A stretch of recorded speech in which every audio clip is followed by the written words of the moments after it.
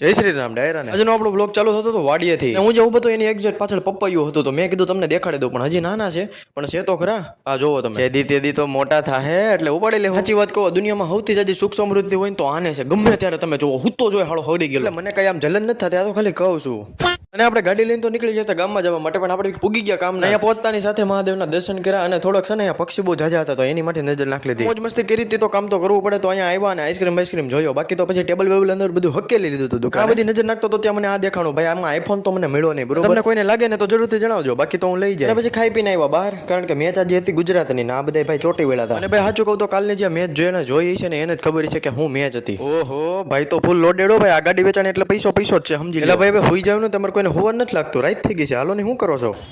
પછી હું ઘરે પૂગતાની સાથે આપણે પાણી લઈ લીધું હજી એક વાત કે 400 સબસ્ક્રાઇબરમાં આપણું કઈ લાંબુ રહ્યું નથી તો ફટાફટ સબસ્ક્રાઇબ નું બટન દબાવો અને મારો વ્લોગ તો અહીંયા સુધી રાખવી હાલો હવે કીધું છે તો બતાવી નાખવી મળવી કાલે જય હિન્દ જય